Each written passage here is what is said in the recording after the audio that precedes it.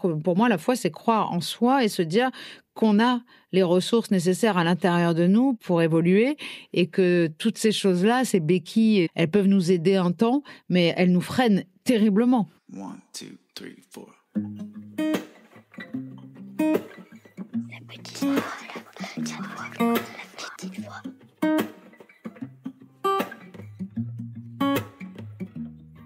Yeah, your heart is a sun. Est-ce que vous avez déjà écouté votre petite voix ? Cette intuition qui souffle ce qu'on n'ose pas toujours entendre. Celle qui pourrait, peut-être, tout changer. Je m'appelle Herveline et comme vous, j'essaye, pas toujours avec succès, de suivre cette boussole intérieure. C'est pour ça que j'ai créé La Petite Voix, un podcast où des femmes et des hommes partagent avec émotion, parfois même avec humour, ces moments où la vie bascule et où tout devient possible. Chaque épisode explore des histoires de nouveaux départs. Une séparation libératrice, une reconversion audacieuse, un burn-out surmonté ou une maladie qui révèle une force insoupçonnée. Autant d'histoires de doute, de peur, mais aussi de courage et de transformation. Chaque mardi, je vous invite à découvrir ces conversations intimes, sans filtre, des conversations qui vont nous éclairer, nous inspirer.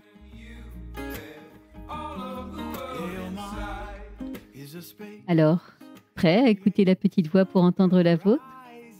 La Petite Voix, le podcast, c'est parti !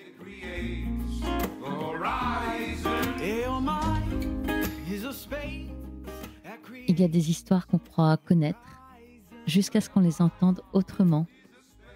Aujourd'hui, je vous invite à écouter celle de Rose. Derrière les refrains entêtants comme dans la liste ou derrière les mots inspirants de son podcast Contradiction, il y a une femme qui a traversé des tempêtes, une femme qui a su transformer ses failles en force et ses douleurs en chansons. Bienvenue dans un épisode brut, vibrant et profondément sincère. Avec Rose, nous allons parler d'un chèque encadré comme une promesse de nouveau départ, de nuits parisiennes noyées dans l'alcool et la drogue, et d'un tapis de yoga déroulé à l'aube pour retrouver la paix. You know, you can feel it. It's no. Salut Rose et bienvenue dans La Petite Voix. Salut Herveline. Je suis ravie de te recevoir. Alors, toi Rose, c'est vraiment une femme dont la voix nous accompagne depuis longtemps. Une voix qu'on reconnaît tout de suite lorsque tu chantes, un ton qu'on reconnaît quand tu écris ou quand tu questionnes également. Rose, c'est vraiment une voix singulière qui est à la fois douce et percutante. Une voix qui dit des choses sans détour, mais toujours avec justesse. Et puis, il y a ta façon d'écouter aussi. Ça, c'est dans ton podcast Contradiction. Tu laisses toute la place à l'humain. Tu écoutes avec finesse, avec attention et avec respect et sans jugement. Alors aujourd'hui, c'est à toi que j'ai envie de poser des questions. Parce qu'ici, dans La Petite Voix, eh bien, on explore ces instants où quelque chose en nous se met à parler plus fort, peut-être pour nous faire basculer dans autre chose. Alors, j'ai envie de commencer avec cette question-là, Rose, au moment où on entame l'interview. Si tu tends l'oreille là tout de suite, qu'est-ce qu'elle te souffle là maintenant, ta petite voix ? Descends dans le cœur. Sors de ta tête. Voilà, j'essaie de me mettre dans cette disposition-là pour essayer de ne pas avoir des réponses qui sont toutes faites et qui satisfont les gens ou même moi surtout, et qui ne sont pas le reflet de ce que je suis là maintenant à l'instant T parce qu'on n'est jamais pareil. Donc essayer de ne pas conserver un discours toujours le même, comme si on ne bougeait pas, quoi. Ouais. Donc j'essaie de me connecter un peu à ce que je suis. Et c'est vrai que depuis ce matin, je suis un peu dans la confusion, le speed. Donc, ça va être un moment pour moi pour me poser, c'est bien. Écoute, merci alors de m'offrir cette parenthèse-là, parce qu'effectivement, moi, c'est ce que j'aime faire avec mes invités, c'est quand on se pose et puis quand on se dépose aussi. Alors, j'espère que c'est ça qu'on va vivre ensemble là tout de suite. Avant d'en venir à ce moment de bascule dans ta vie qui est arrivé brutalement, on va y venir, on est obligé de revenir un peu à ton histoire, de remonter à un moment pareil, assez brutal d'ailleurs, j'ai l'impression, tu vas me le raconter, mais tu es institutrice et puis tu vas te lancer dans la chanson et alors ça va arriver tout très vite pour toi. Moi, ça fait des années que je sais pas quoi faire de ma vie, hein, donc j'habite à Nice à ce moment-là, je rentre à la fac de droit et là je me dis maintenant il faut aller tout droit justement, donc je fonce pendant 3 ans avec des mentions et tout, donc ça se passe super bien. Je commence un peu à sortir dans les bars et à aimer la nuit et la musique, donc évidemment les études ça flanche un peu plus. Ma première bascule, c'est en maîtrise de droit. J'ai une péritonite aiguë, je ne peux pas aller aux examens. Je passais apparemment près de la mort, mais je ne le savais pas, on me l'a dit bien après, mais bon voilà, c'était assez grave. Je décide de ne pas continuer ma maîtrise puisque je rate les examens de janvier. Et là, je monte à Paris pour voir ma meilleure amie qui, elle, vient d'arriver à Paris dans le but de travailler dans la musique et d'un jour d'être ma manageuse. Voilà son but dans la vie. Parce que je faisais déjà des chansons, mais vraiment pour moi, quoi. Et donc, elle adorait. C'était ma première fan, Johanna. Puis, je suis plus jamais revenue à Nice. Donc, déjà, la bascule, là, à ce moment-là, elle se fait d'une ville à l'autre sans réfléchir. C'est-à-dire, je suis venue pour voir ma meilleure amie et je suis plus repartie. Qu'est-ce qui s'est passé pour que, finalement, tu ne repartes pas? Là, à ce moment-là, je me dis, il faut que je finisse ma maîtrise de droit. Donc, l'année d'après, je m'inscris à la Sorbonne. Dans Wikipédia, on peut le voir, j'ai triché à ma maîtrise de droit parce que je n'y allais pas et je voulais plus faire ça, mais je ne savais toujours pas ce que je voulais faire. Et donc là, je commence à encore plus sortir, aller beaucoup dans les endroits musicaux. Et Paris est blindé de ça, quoi. Donc il y a le Baron, le Paris, beaucoup d'endroits où il y a du live music. Il y a des trucs qui s'appellent les karaokés. Donc c'est des karaokés rock avec un groupe. Et moi, je passe ma vie là. Évidemment, là, l'alcool est très, très présent. Pas du tout la drogue à ce moment-là. Et là, on me propose d'être institutrice, de remplacer une copine à moi qui est dans une école privée. Et comme tout le monde sait que je suis un peu perdue, on me dit tu devrais le faire, tu peux enseigner avec une maîtrise dans une école privée, donc je le fais. Et là, pareil, en fait, c'est toujours, moi, je suis les. C'est ça, tu choisis pas, là. Oui, c'est ça, tu te laisses embarquer. En fait, je choisis pas, mais je choisis, quoi. C'est-à-dire que je vais pas chercher le truc, mais je choisis de vivre ce qui m'est proposé. Être institutrice, ça m'a permis déjà d'avoir l'impression d'avoir un métier, et puis de savoir ce que je voulais pas faire, c'est-à-dire ça. Ni d'ailleurs rien d'autre. Et au bout de 1 an et demi de loyaux services, tant bien que mal, je commence à discuter avec Johanna, donc ma meilleure amie, et lui dire voilà, j'étais en dépression, mon mec m'a quitté. Tu détestais ton job d'instit? Non, mais c'est pas que je le détestais, c'est que je savais que j'étais pas faite pour ça et que c'était un boulot qui nécessitait vraiment un dévouement total. Pour moi, un prof qui arrive à faire aimer une matière, c'est un bon prof. Et moi, je savais que j'étais pas ça. Je suis très colérique, que j'arrivais pas à me faire respecter. J'avais pas une autorité naturelle. Donc, je souffrais beaucoup. Et puis surtout, j'avais pas du tout ce mode de vie-là. Je sortais le soir. Et donc, pour moi, me lever à 6h30, tout ça, c'était vraiment l'enfer. Et donc, à ce moment-là, encore une fois, la vie me propose autre chose. C'est-à-dire que mon mec que j'aime plus que tout, avec qui on a décidé d'emménager, donc c'est vraiment le premier... Il me quitte, je veux plus aller travailler. Johanna, ma meilleure amie, me dit c'est le moment. Tu viens d'écrire cette chanson, la liste pour lui. La fameuse. À la base, c'était pour qu'il revienne. Je lui ai joué, voilà, je me rappelle, il est venu dans mon petit studio 17 mètres carrés à Louis Blanc. J'ai joué pour qu'il me dise mais oui, je t'aime et puis je te quitte pas, c'est bon. Et c'est pas ce qui s'est passé, mais en revanche, ça m'a permis de faire une nouvelle bascule vers un autre métier. Et donc là, Johanna me dit, on enregistre des maquettes et puis on va le démarcher, quoi. Mais ce qui s'est passé, c'est qu'en fait, il n'y a pas eu besoin tant que ça de démarcher. Très vite, j'ai été signée dans sa maison d'édition déjà. J'ai trouvé un éditeur parce qu'elle a bossé là-dedans. C'est eux qui s'occupent de tes droits d'auteur. Et surtout, c'est eux aussi, d'abord, qui donnent une avance. Donc là, moi qui étais à la rue avec ma carte Monéo à 10 € qui passe pas, je me retrouve avec une avance, je sais plus de 20 000 €. Je l'ai encadré, le truc. J'ai dit, je vais jamais l'encaisser, c'est pas possible. Je suis riche pour la vie. Je pensais être riche pour la vie, moi. C'est-à-dire, j'avais tellement pas un rond et j'avais tellement jamais travaillé que c'était pour moi assez fou. T'avais quel âge à l'époque? Là, j'ai 26 ans. Mais moi, je suis encore une enfant parce que j'ai toujours l'impression, encore maintenant, que c'est compliqué pour moi d'être adaptée à la vie d'adulte. Je regarde les adultes faire et à chaque fois, je me dis, mais moi, je pourrais jamais, je saurais pas faire ça. La cuisine, je me lance jamais dans la cuisine. J'invite jamais des gens à dîner comme les adultes.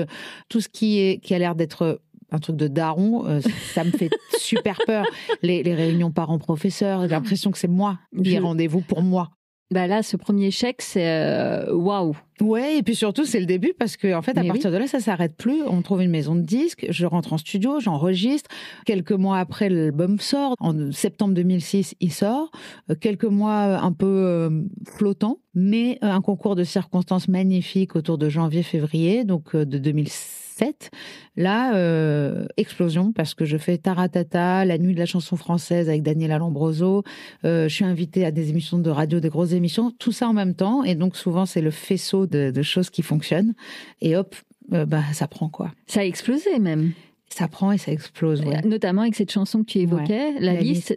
Donc, ça a été rigolo au début. Puis après, à un moment donné, j'ai dit, attends, Rose, d'accord, mais Keren. Donc, il y avait toujours ce truc-là pour moi. Alors ça, c'est un point hyper intéressant. Tu as choisi un nom de scène, en fait. C'est-à-dire que ton identité est vraie.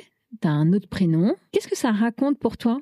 J'avais même pas pensé parce que c'est vrai qu'en plus je l'ai choisi parce que j'étais fan de Janis Joplin et que je cherchais quelque chose qui a un lien avec elle. J'ai découvert le film Janis et John avec Marie Trintignant. Et en fait, à la fin, elle fait un playback sur Cosmic Blues, un de mes titres préférés. Et aujourd'hui, mais à ce moment-là, je découvre tout, quoi, la voix, la chanson, et puis la vie de Janis Joplin, morte à 27 ans comme toutes ses idoles. Et surtout, je découvre le rock and roll et j'aime cette femme qui boit sur scène. Elle boit sur scène, elle se drogue beaucoup, héroïne, cocaïne, LSD, enfin tout. Et moi, je me dis, ça va avec ça. La musique va avec ça. Donc déjà de choisir Rose, je pense que il y a une intuition qui est de se dire ça va pas être la petite fille sage. Mais il y avait toute une imagerie rock. Mais dans ma tête, parce que pour les gens, Rose, c'est la petite fille sage à carreaux. C'est une institutrice niçoise avec ses petits yeux clairs. Et donc il y a une espèce. Oui, c'est vrai, c'est ce que tu donnais à voir à l'époque. Un fossé entre la personne que moi j'ai envie d'être et celle que les gens voient. Toi, tu te retrouves donc en quelques mois propulsée sur le devant de la scène à devenir une chanteuse extrêmement populaire, dont tout le monde connaît les paroles par cœur, etc. Sur le papier, c'est quand même super chouette, non ? Mais ça l'est, ouais. Ça l'est, je vis un rêve éveillé, je touche plus seule, et puis en fait, c'est surtout que je trouve ma voix. Je me dis, c'était donc ça. C'est pour ça que je trouvais pas ma place à l'école ou à la fac ou dans les masters ou mes amis qui disaient qu'est-ce que tu vas faire comme DESS. Je comprenais pas ce que tout le monde faisait, en fait, à courir après les diplômes, à chercher des boulots en fonction de l'argent.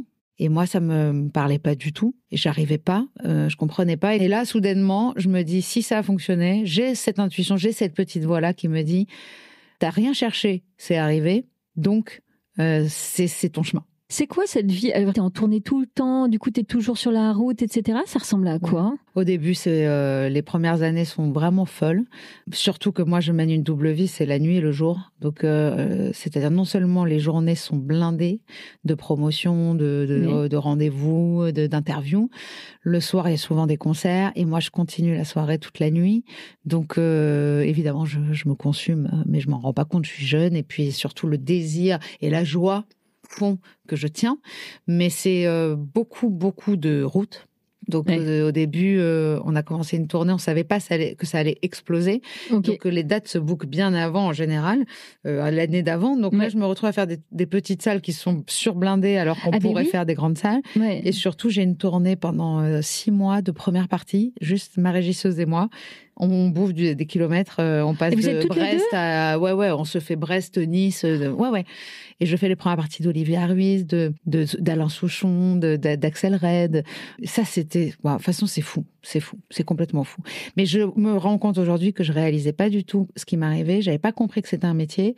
Et pour moi, je suis en colo. Je sabote pas mal de choses. Je prends pas les choses au sérieux. Et donc, ça laisse à désirer. Enfin, mes prestations laissent à désirer clairement. Après, les gens peuvent aimer ça parce que c'est rock'n'roll et que c'est spontané. Mais je fais pas attention à ma voix. Je vais me faire opérer au moins 3 fois de polype parce que je fume, je bois, je crie. Voilà. Donc, je fracasse tout. Je prends pas au sérieux du tout ça. Je me dis pas que j'ai trouvé un métier et qu'il va falloir préserver. Il y a plein de gens, à ce moment-là, quand ils réussissent, ils essayent de garder leur place. Ils essayent de s'améliorer. Ils font attention à l'argent d'argent qui va rentrer parce qu'il va y avoir énormément d'argent. Et donc, souvent, beaucoup d'artistes se sont prémunis de plein de choses en se disant c'est un métier difficile, donc je vais déjà m'acheter quelque chose. Moi, pas du tout. C'est-à-dire, c'est Janis Joplin, mais n'importe quoi, c'est parler debout, parler debout. Je crame tout dans tous les sens du terme, l'argent, ma santé, mon métier, ma réputation. Voilà. C'est-à-dire que ce sont des années clairement c'est pas de débauche, de rock'n'roll. Hein. Il va y avoir un moment, un switch où, tu l'as déjà un peu évoqué entre les lignes, il y a eu de l'alcool, sauf que là, il va pas y avoir que de l'alcool. Ouais. C'est la cocaïne, je crois, qui va s'inviter à la fête, entre guillemets. J'avais déjà essayé une fois, ça m'avait pas plu du tout. Et quelques années après, en tournée, il y a un technicien que je découvre qu'il en prend et tout ça. Et comme je passe beaucoup de soirées avec lui, c'est le dernier coucher, donc finalement, je comprends pourquoi c'est le dernier coucher aussi. Oui. Et là, ça commence, en fait, la tournée, la première tournée, il y a énormément de cocaïne de plus en plus. Mais ça reste toujours festif, même si il y a pas mal de moments assez dangereux quand même, où je me mets en danger. Il y a les soirs où j'en ai pas, je sais plus faire sans. Donc, l'alcool, je le tiens plus du tout. Et ça veut dire que, par exemple, tu te retrouves dans des situations où tu ne peux plus monter sur scène si t'as pas pris de la cocaïne avant? Non, parce que je bois pas trop avant. Je bois après surtout. Non, ça, c'est pas pour ça. Donc, sur scène, ça va? C'est après? Non, sur scène, le problème, il est plus avec l'alcool. Donc, je me rends pas compte. Je prends une vodka Red Bull, 2 vodka Red Bull. Et puis, il y a eu beaucoup de concerts où j'étais vraiment plus moi-même, où j'arrivais plus à jouer. Il y a des salles, parce qu'on a des retours des gens, des promoteurs qui parlent au management. Mais oui. Donc, j'ai eu beaucoup de très mauvais retours. Il y a même un retour un jour, j'étais morte de rire. Mais moi j'adorais en plus. Hein. Ils ont dit, on a reçu Pete Doherty, ils ont moins foutu le bordel. Quand tu dis il, c'est qu'en fait, il y a toi, évidemment. Mais en fait, du coup, c'est toute une ambiance, en fait, toute une équipe. On est en colo. Vous êtes tous dans ce même délire-là. J'ai fait monter mon meilleur ami de Nice, qui est bassiste et qui, lui, est totalement aussi toxico. Et malheureusement, il en est mort il y a 1 an. Des amis, donc des amis très proches, on soude une espèce de... Il m'appelle patronne, et puis c'est patronne sur scène, mais après aussi, c'est moi, je veux que personne n'aille se coucher. Là, j'ai créé un personnage qui commence à me dépasser. Donc Rose, je sais pas si c'est Karen Rose en vrai, en tout cas, cette fille-là, elle se laisse pas en paix, elle veut rien rater. Elle a décidé vraiment d'être rock'n'roll comme ses idoles, quoi. Et je sais pas pourquoi elle fait ça. Je sais pas qu'est-ce qu'elle veut se prouver. Mais à un moment donné, c'est même plus elle qui décide. Et donc, je me rends compte surtout, là, je m'en rends pas compte parce que c'est vraiment très beau ce qui se passe. Il y a des prix, il y a beaucoup d'argent, on m'invite partout. Donc, les gens veulent me voir. Mais sauf qu'à un moment donné, c'est la fin de la tournée, c'est la fin de l'album. Je me marie.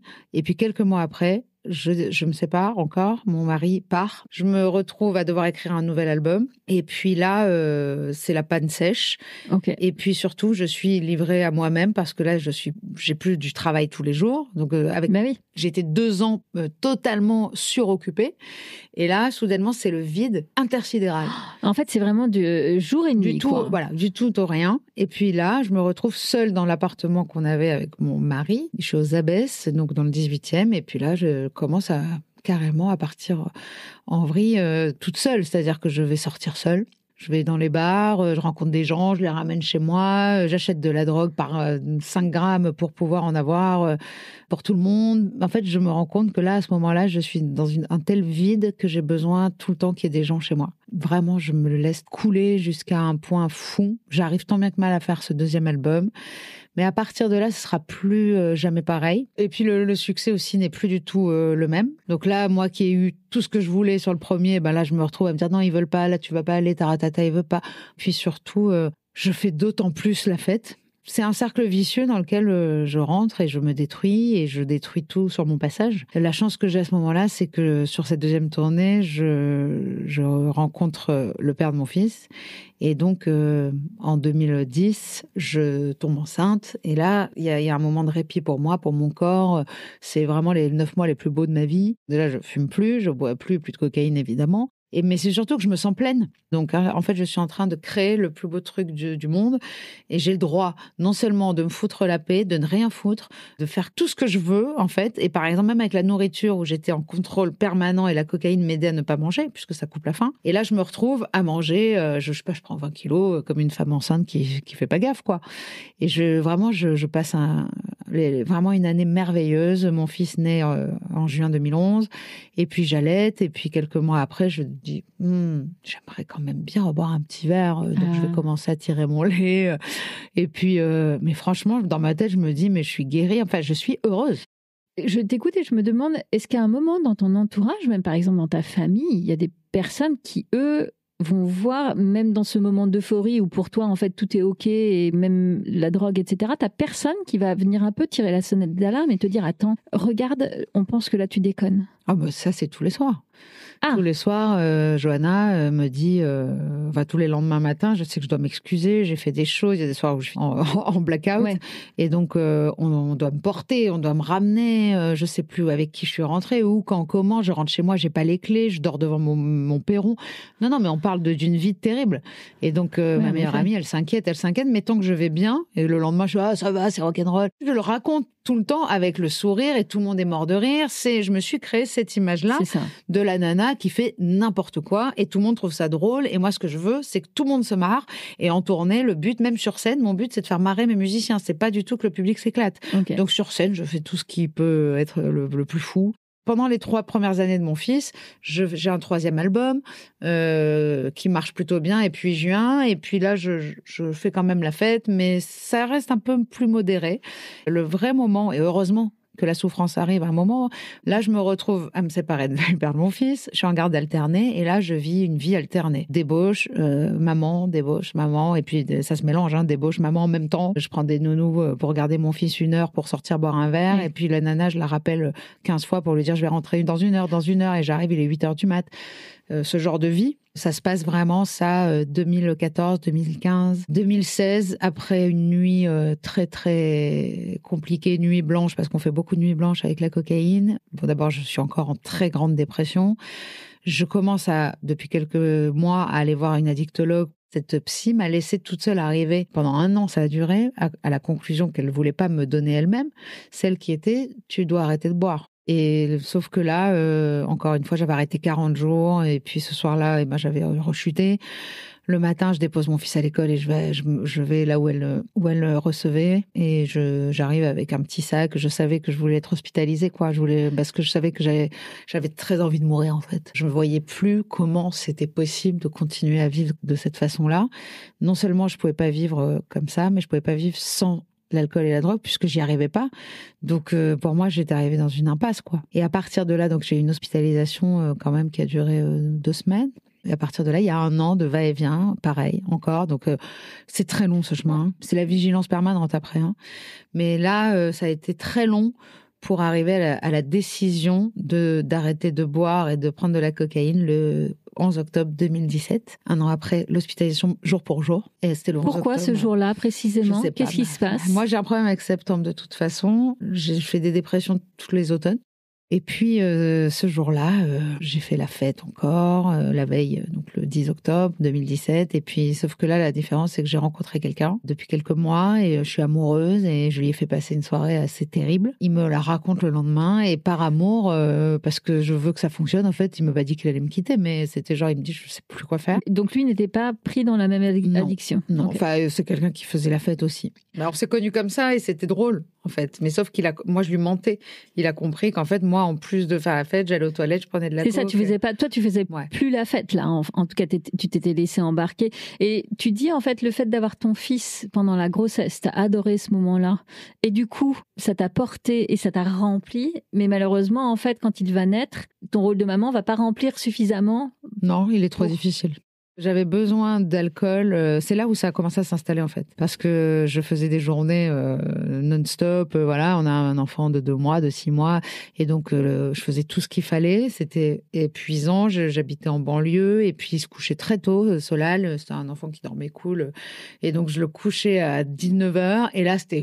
Et seul, parce que son père était intermittent du spectacle. Donc voilà, ça a commencé comme ça. Je me sers un gin tonic, 2 verres de gin. Voilà, ça a commencé vraiment comme ça. Et la cocaïne est revenue du coup très vite. Mais un autre déclencheur aussi au moment de l'amour, où je suis tombée amoureuse, donc ça m'a aidée. Mais aussi, il y a eu une soirée où j'avais invité plein de gens chez moi, des amis, où on faisait n'importe quoi. Et à 4h du matin, Solal, il se réveille.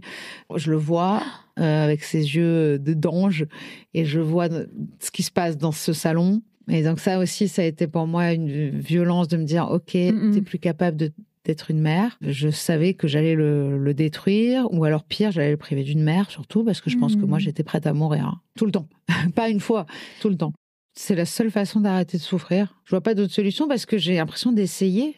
Très difficilement, j'essaye à chaque fois, je sais là qu'il y a un problème, mais je sais toujours pas que c'est une maladie, la dépendance, et je ne sais toujours pas que je ne suis pas dépressive, que en fait je suis rentrée dans un cercle dépressif et parce que il y a l'addiction, et c'est une nébuleuse comme ça que je maîtrise plus, je comprends plus, mais je sais que je vais très très mal et je consomme par-dessus, mais je crois juste que je consomme pour atténuer la douleur, mais en vrai elle vient alimenter cette douleur. Voilà. Ouais. Et donc là finalement cette année-là, là c'est le déclic, là ça y est, je sais pas ce qui se passe, je me mets à fond à ce que j'avais commencé à faire pendant que j'étais enceinte, c'est-à-dire du yoga. Et j'ai eu un coup de cœur, un coup de foudre. Le premier cours de yoga, j'étais enceinte et je me suis dit, c'est quelque chose de puissant. Il va falloir que je le garde tout le temps, mais sauf qu'avec les mauvaises habitudes, on enlève les bonnes. Et c'est c'est le cercle vicieux, alors que l'inverse aussi et se vérifie. Mais à ce moment-là, vraiment, je me remets au yoga, je bois plus. Je me drogue plus, donc j'ai du temps parce que je mettais toute mon énergie et tout mon temps là-dedans. Donc finalement j'ai du temps et je me dis qu'est-ce que je vais faire ? J'ai pas envie de faire de disques. J'avais déjà fait 4 albums et mon dernier n'avait pas marché, Pink Lady n'avait pas marché du tout et j'en avais énormément souffert parce que c'est mon disque préféré. Je l'aime vraiment. Et donc là, je me dis, je veux pas faire un autre album, je veux pas un autre échec musical, je vais écrire un livre. Et donc, j'ai commencé à écrire le livre Kérosène, mais genre au bout de 5 lignes, j'ai dit à tout le monde, je suis en train d'écrire un livre. Parce que pour moi, les choses, elles se concrétisent en les 10 ans. Et donc là, l'écriture... Je crois à la pensée créatrice, malgré moi, je le savais pas à l'époque. Mais tu mettais pas les mots quand dessus. Tu dis quelque chose, ça le fait exister, quoi. Donc là, 5 lignes, c'est OK, tu écris un livre. J'ai trouvé un éditeur très vite, on me présente un éditeur. Et puis, en fait, pendant que j'écrivais le livre, vu que j'étais avec mon compagnon qui est pianiste, je commence à faire des morceaux. Et je me rends compte que ça s'articule hyper bien avec le livre. Et donc, je crée 13 chapitres, 13 morceaux. Et ça deviendra en 2019 l'album et le livre Kérosène.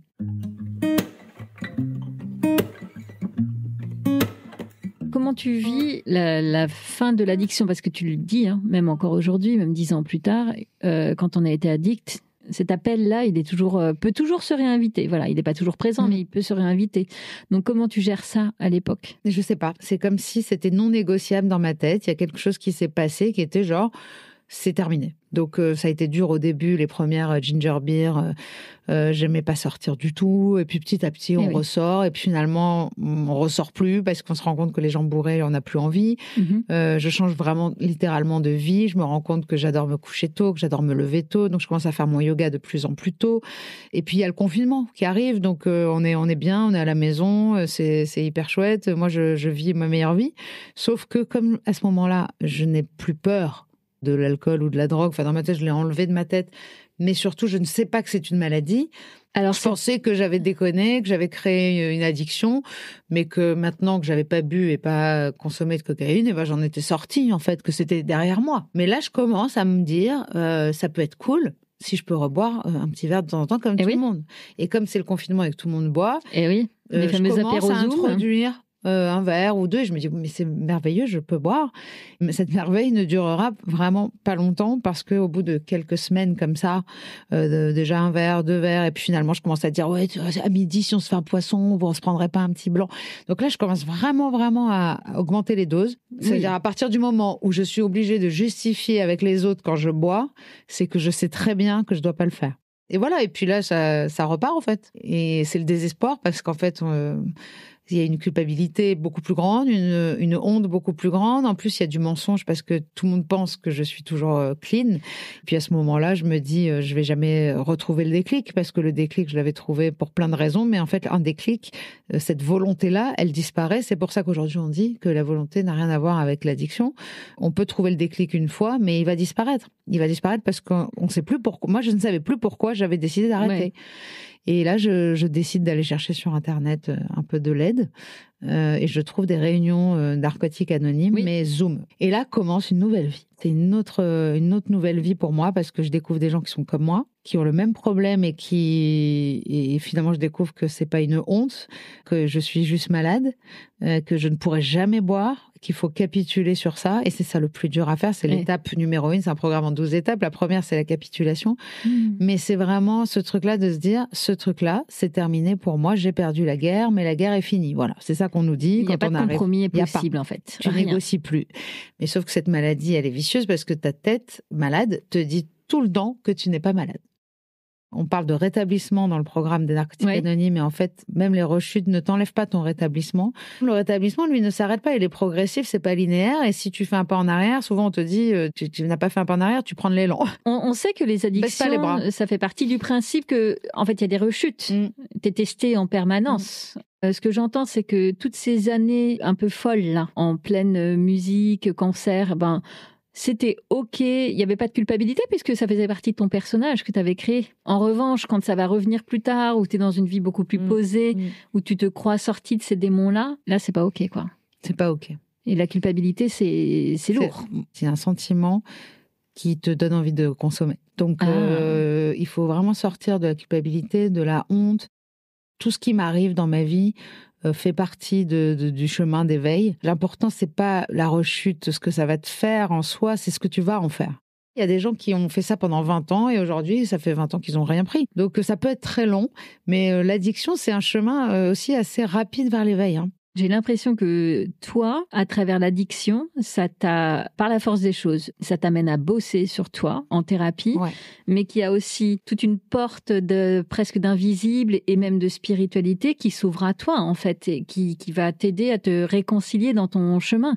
Complètement, mais pour beaucoup d'addicts, parce qu'on cherche tous une connexion plus grande avec quelque chose, on croit la trouver avec le produit, parce qu'on dit souvent qu'on est en fusion avec le produit. Il y a quelque chose qui nous manque de toute façon à nous, êtres humains.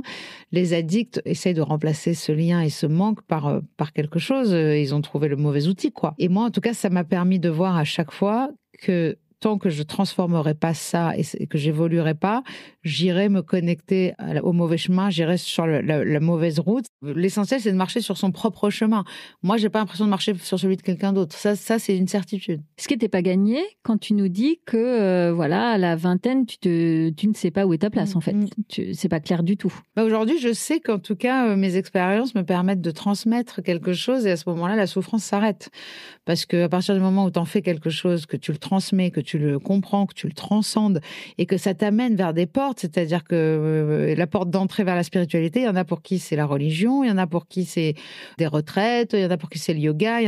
Moi, j'ai vraiment eu ma porte d'entrée dans la spiritualité par le rétablissement. J'ai eu besoin de me confier à une puissance supérieure à moi-même, c'est-à-dire une puissance plus forte que celle qui me détruisait. Donc, j'ai dû trouver des choses plus puissantes que le produit. Et la foi, c'est un pont vraiment entre soi et entre tout. C'est-à-dire le fait de se dire, tout ce qui est béquille, tout ce qui est soulagement temporaire, ça veut dire que ça va revenir sans cesse, quoi. C'est vraiment la foi en un plan plus grand et surtout en soi. Pour moi, la foi, c'est croire en soi et se dire qu'on a les ressources nécessaires à l'intérieur de nous pour évoluer et que toutes ces choses-là, ces béquilles, elles peuvent nous aider un temps, mais elles nous freinent terriblement. Donc toi, si je comprends bien, cette porte-là, elle s'est ouverte à travers le yoga, de la spiritualité. Au début, un peu, et puis j'ai fait beaucoup de retraites et j'ai fait aussi une formation de yoga et d'ayurveda. Pour moi, la religion et le mot Dieu, et ça me parle plus du tout. Pour moi, il y a la conscience, quoi, la conscience, la nôtre et la collective, et puis il y a une source, il y a quelque chose qui est de l'ordre de la source. Pour moi, l'éveil, c'est de trouver à l'intérieur de nous quelque chose de plus grand que soi. C'est vraiment, pour moi, la foi, tout simplement, c'est une quête d'infini, une soif d'infini en soi. À chaque fois que je me tourne vers l'extérieur, mais même pour me regarder dans un miroir, je fais fausse route. J'en arrive toujours à juger, à avoir des pensées extrêmement négatives, à comparer. Moi, aujourd'hui, la méditation, elle est très puissante. Et du coup, j'aime ça parce que j'adore, comme une addicte, j'ai l'impression de me connecter à quelque chose de géantissime. En fait, ce désir-là, je l'ai découvert en moi. Moi, j'avais l'impression d'avoir envie de rien. Et c'est pour ça que je me droguais.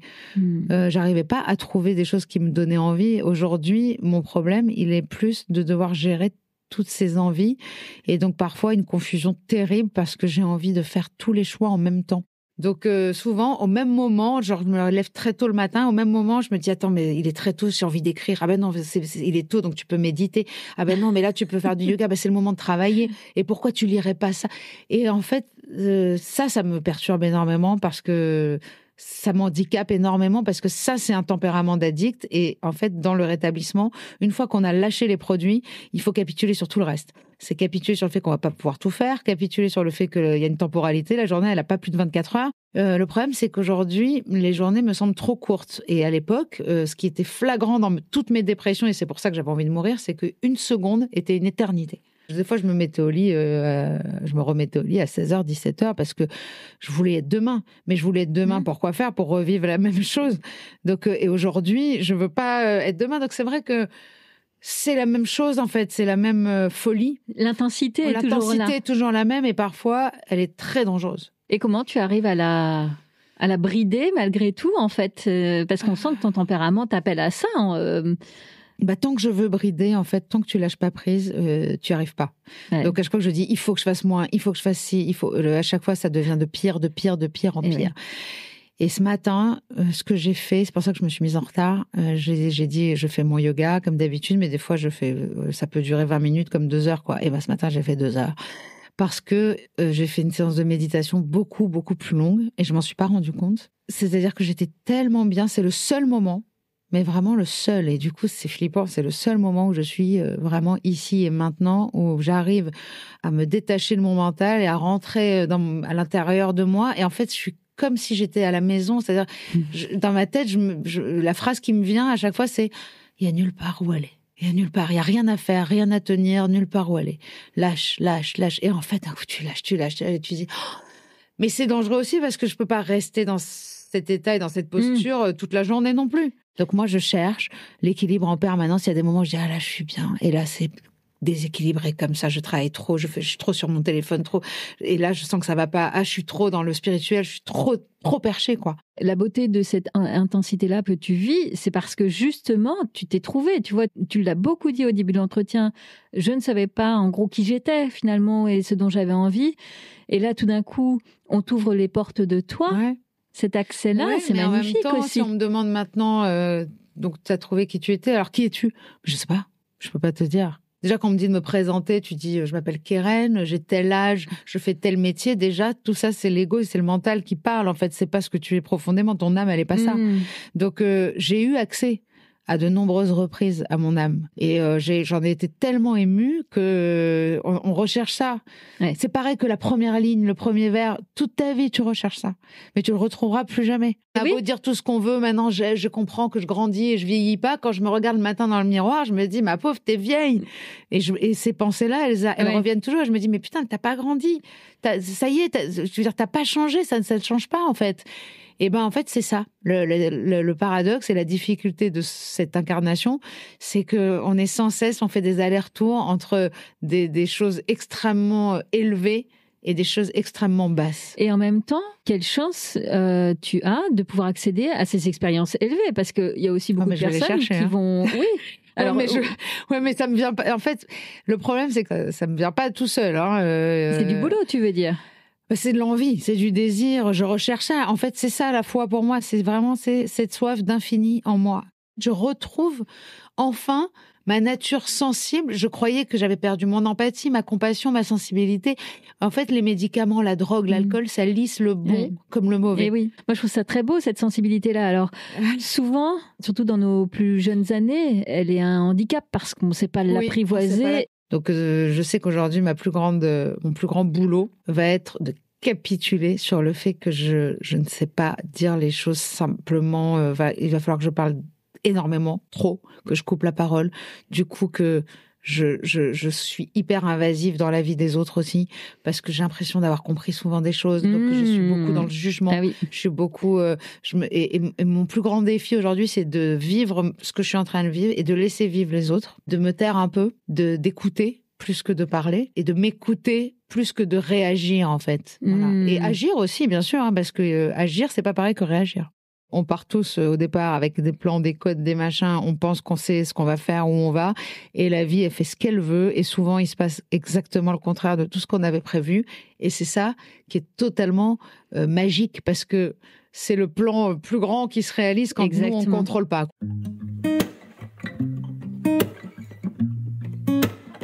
On arrive doucement sur la fin de notre entretien.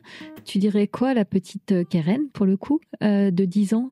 Moi, je pense que je la préviendrais que ça va être dur, que la vie, c'est pas un parcours de santé, qu'elle s'arme de patience, parce que j'en ai pas du tout de la patience. Et donc, la patience, c'est vraiment incroyable parce que on croit toujours que, je sais plus, c'est Christiane Singer qui dit, ou je sais même pas si c'est Christiane Singer, mais alors je sais plus, on te dit, quand tu plantes une graine, tu vas pas toutes les 2 secondes la déterrer pour voir si elle pousse. Et nous, on fait ça. C'est-à-dire, on va voir un thérapeute et tous les jours, on dit « Mais non, mais ça n'a pas marché, je vais voir un autre. » Moi, j'ai épuisé tous les thérapeutes de Paris.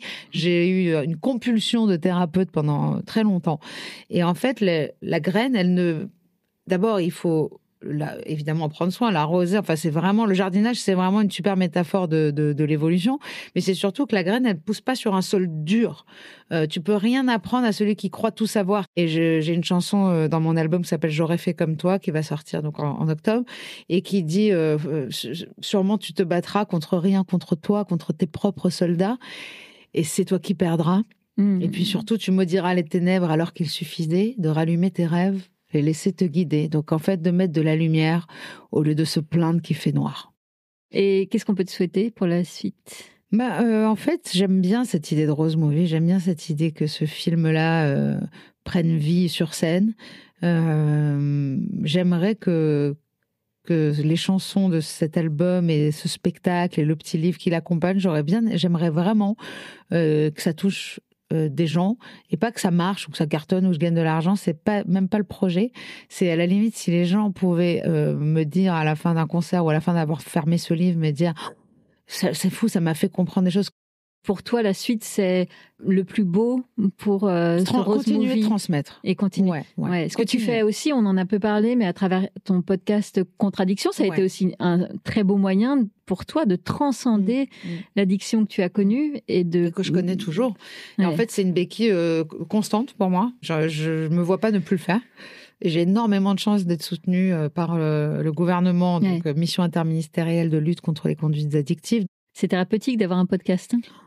C'est une thérapie, mais c'est aussi une super vitrine, je trouve, pour que les gens... c'est quelque chose, en tout cas, moi, dont on me parle énormément. Moi, j'ai envie de finir avec mes quelques questions rituelles. Déjà, c'est quoi le livre que tu as envie de nous conseiller, qui t'a tellement éclairé ? Tous les livres de Christiane Singer, je dirais... choisis la vie et tu vivras. Parce que c'est un choix que tu peux faire à chaque instant, surtout dans l'addiction. C'est très important pour les addicts. J'aimerais dire aux gens qui souffrent de cette maladie que tu peux à tout moment choisir la vie. Et pour choisir la vie, encore une fois, il faut se connecter à l'intérieur de soi et pas penser avec le mental et les conditionnements. C'est quoi ton meilleur rituel pour justement te reconnecter ? Alors, c'est très difficile de méditer. C'est pour ça que le yoga a été créé. En fait, on le sait très peu. Mais le yoga, c'est une pratique qui se fait pour arriver à la méditation. Ça veut dire que le yoga, il y a une phrase en sanskrit qui dit « le yoga éteint les fluctuations du mental ». Et moi, les asanas, les postures, m'aident à me concentrer sur mon corps et sur les ressentis. Et à la fin d'une séance de yoga, je peux méditer, alors que je ne peux pas méditer de but en blanc. Donc, moi, évidemment, c'est le yoga pour arriver à la méditation. Et ma dernière question, j'ai envie de la poser à Keren, celle-ci. Je vais savoir, Keren, si tu es heureuse. Honnêtement, je suis vraiment extrêmement en joie, 99% du temps, même quand je souffre, même quand je doute, même quand je suis en panique. Je sais très bien que toutes ces choses-là vont passer, mais que ma joie et ma lumière à l'intérieur, elle, est éternelle. C'est magnifique. J'ai cette chance-là aujourd'hui. Même si je la ressens pas, attention, mais elle est là, la lumière et la joie, c'est ça qui est là à la base. C'est comme le ciel bleu, il est là à la base et les nuages passent. Mais le ciel est là. Et nous, on a ça en nous. Et en fait, au lieu d'aller le chercher, parfois, il faut juste laisser s'évaporer et se dissiper comme une eau trouble, laisser se reposer ça pour que tout le trouble retombe et que la surface soit limpide. Merci beaucoup. Est-ce que tu te rappelles quand on a commencé l'entretien tout à l'heure, tu étais un peu speed et tout ça, et puis tu disais là, j'aimerais réussir à me tourner vers mon cœur et puis me déposer. C'est OK ? Ah ouais. franchement, il n'y a rien de mieux. Hein. Mais j'ai l'impression d'avoir fait mes 20 ans, tu sais, en 1h30, et du coup, d'avoir retraversé l'enfer et d'en être sorti à nouveau. Ça fait du bien quand on regarde dans le rétro. Et surtout la fierté. Exactement. Quel chemin parcouru. Quel chemin parcouru. Quel chemin parcouru. C'est vraiment un chemin, c'est incroyable. Bravo. Et merci vraiment beaucoup. Merci à toi. C'était génial. Yeah, your heart is a sun and it shines as it opens. Where your heart is a sun and it shines. Voilà, La Petite Voix, le podcast, c'est fini pour aujourd'hui. Si vous avez aimé cet épisode, parlez-en autour de vous. Le bouche à oreille, c'est magique pour faire découvrir un podcast. Alors envoyez le lien de cet épisode à vos amis et vous verrez, ils vous remercieront. Et d'ailleurs, si vous voulez être sûr de ne rater aucun épisode, avouez que ce serait dommage, abonnez-vous à La Petite Voix sur votre plateforme d'écoute, Apple Podcast, Spotify, YouTube ou autre. Profitez-en d'ailleurs pour m'y encourager avec des étoiles, des bonnes notes et des commentaires. Non seulement ça fait plaisir, mais ça aide vraiment à faire découvrir le podcast à d'autres auditeurs. Je partage aussi les coulisses du podcast sur Instagram et Facebook. Et mieux encore, abonnez-vous à ma newsletter sur mon site lapetitevoix.co. C'est là que j'ose vous raconter tout ce que je ne dis pas ailleurs. Ça fait beaucoup d'infos, je sais, c'est pour cela que j'ai mis tous les liens dans les notes de cet épisode. Allez, je vous donne rendez-vous mardi prochain. D'ici là, portez-vous bien et soyez heureux. Your horizon. Where your mind is a space